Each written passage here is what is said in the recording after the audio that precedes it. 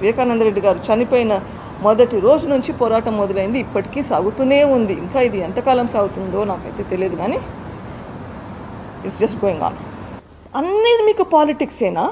నేను ఇక్కడ ఫైట్ చేసేది ఒక లీగల్ బ్యాటిల్. మా నాన్నగారిని హత్య చేశారు, అతి దారుణంగా హత్య చేశారు, కిరాతకంగా హత్య చేశారు. గొడ్డలితో ఎట్లా నరికారంటే అవి ఆల్రెడీ మీకు చూపించాను.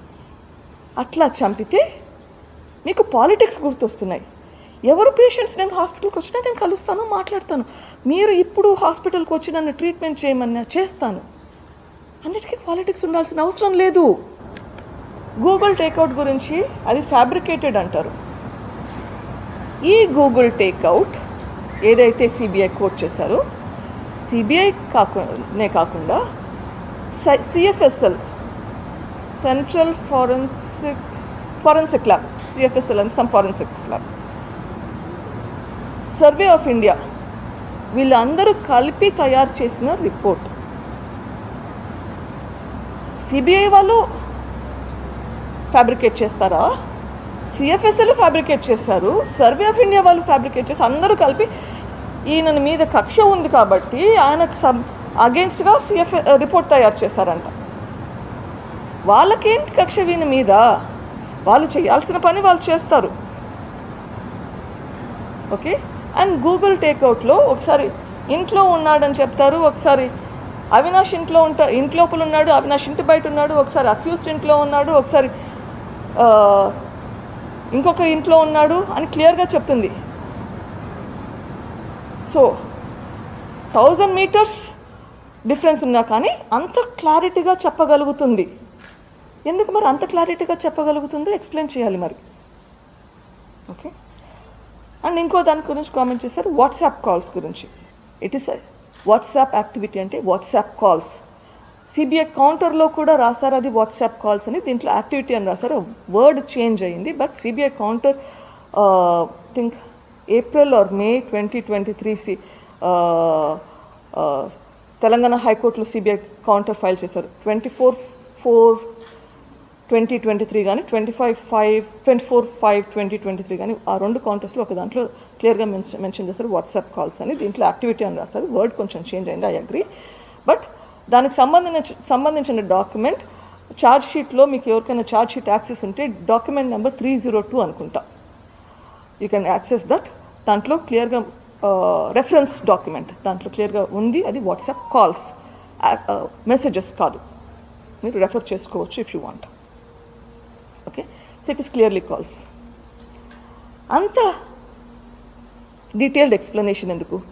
సింపుల్, మీ ఫోన్ తెచ్చి ఇన్వెస్టిగేషన్ ఆఫీసర్స్కి ఇవ్వండి, అడిగిన ముత్యంలాగా బయటకు వస్తారు. కవిత గారే 10-11 ఫోన్లు జిప్లాక్ బ్యాగ్లో తీసుకొని పోయి ఇన్వెస్టిగేషన్ ఏజెన్సీకి ఇచ్చారు. మీకేమైంది? ఏది నిజమో క్లియర్గా వచ్చేస్తుంది కదా, జస్ట్ మీ ఫోన్ తీసుకొని పోయి వాళ్ళ చేతికి ఇచ్చేసేయండి. మీరు అది వాట్సాప్ కాలా, యాక్టివిటీనా, ఎవరికా అన్నది క్లారిటీ వచ్చేస్తుంది. అదంతా కాకుండా ఎందుకు ఈ సంభాషణ? I don't know. Okay. So anyways, ఎందుకు చెప్తున్నానంటే ఇది సిబిఐ వాళ్ళు చెప్పారు మీ ఫోన్ కాల్ కోసం వెయిట్ చేస్తున్నారని చెప్పి. కొన్ని టైం లైన్స్ చెప్తాను. అవినాష్ గారికి ఫోన్ కాల్ పోయింది ఎన్ శివప్రకాష్ రెడ్డి దగ్గర నుంచి అవినాష్కి 6:26:15 6:26:15 ఆ ఫోన్ కాల్ డ్యూరేషన్ 24 సెకండ్లు. ఓకే. అవినాష్ గారితో పాటు కొంతమంది మనుషులు ఉన్నారు అంటున్నారు. వాళ్ళలో ఒకరు గజ్జల ఉదయ్ కుమార్ రెడ్డి, ఈ కేసులో A6. ఓకే. వాళ్ళిద్దరు కూడా ఒప్పుకుంటారు, వాళ్ళిద్దరు కలిసే ఒక వెహికల్ ముందర ఒక వెహికల్ వెనకాల అట్లా ఏదైనా ఉండొచ్చేమో, అది గ్రూప్లో అయితే ఉన్నారు. గూగుల్ టేక్అవుట్ ప్రకారం గజ్జల ఉదయ్ కుమార్ రెడ్డి 6:25:25 అవినాష్ రెడ్డి ఇంట్లో ఉన్నాడు. ఇది ఛార్జ్ షీట్లో ఉంది, పేజ్ నెంబర్ నాకు గుర్తులేదు, but it's there in the charge sheet. 6:25 Avinash Reddy ఇంట్లో ఉన్నాడు. అగైన్ గూగుల్ టేక్అవుట్ ప్రకారం 6:27 వివేకానంద రెడ్డి ఇంటి దగ్గర ఉన్నాడు. ఓకే, సో 6:25 అవినాష్ ఈ మనిషితో పాటు కలిసి ఉన్నాడు కాబట్టి ఆయన ఇంట్లో ఉన్నాడు అనుకోవాల్సిందే. ఫోన్ వచ్చింది 6:26 ఓకే, అక్కడ నుంచి ఇంటికి చేరుకునేదానికి 6:27 సో 24 సెకండ్లు తీసేస్తే ఫోన్ కాన్వర్జేషన్ అయిపోయినంత వరకు, ఆ ఫోన్ కాన్వర్జేషన్ అయిపోయి డ్రైవర్కి యూటర్న్ తీసుకో అని చెప్పి ఇంట్లోకి చేరుకునేసరికి 47 సెకండ్లు క్యాల్కులేట్ చేస్తే 47 సెకండ్లలో ఇల్లు చేరుకున్నాడు. ఫోన్ వచ్చినప్పటికీ ఇంటికి చేరుకునేదానికి 6:30 గంటల ప్రాంతంలో ఇండ్లు చేరుకున్నాను అన్నారు. ఓకే, ఇంట్లో చేరుకొని ఇంట్లోకి వచ్చాడు, చూశాడు. ఆ దృశ్యం ఏం చూశాడో మీరు కూడా చూశారు. ఓకే, లెటర్ లేదు, ఎస్, ఆ దృశ్యం అయితే చూశాడు.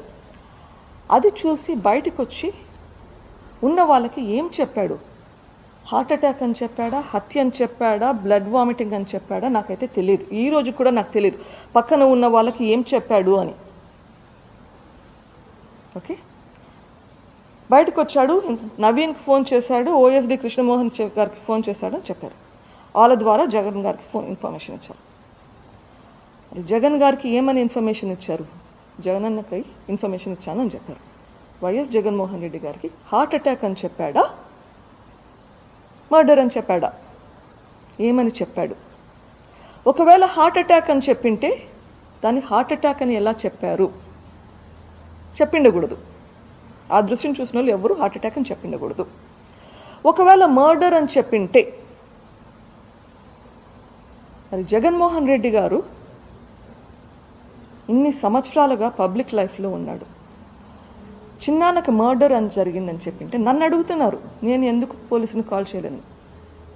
నాకు పాలిటిక్స్ తెలియదు, పోలీసులు తెలియదు, నేను ఏదో డాక్టర్ పని చేసుకుంటూ ఉన్నాను, మా హస్బెండ్ బిజినెస్ చేసుకుంటున్నాడు, మాకు అవగాహన లేదు, పొరపాటు అయ్యింది. ఎస్, జగన్మోహన్ రెడ్డి గారు ఏం చేస్తున్నారు? చిన్నాన్నకు మర్డర్ అయ్యింటే నెక్స్ట్ కాల్ ఆయన డీజీపీకి ఫోన్ చేసిండాలా నాన్న కాదా? డీజీపీకి, డిఐజీనా, ఐజీనా, ఏడీజీపీనా, ఎవరికి ఎందుకు ఫోన్ చేయలేదు? మీ చిన్నాన్నకు మర్డర్ అయ్యింటే నువ్వెందుకు ఫోన్ చేయలేదు? ఆ దృశ్యం చూసినప్పుడు అది హార్ట్ అటాకా, మర్డరా, మీకేమనిపించింది? మీరు మీ జగన్ అన్నకి ఏం చెప్పారు? I think he has to explain that.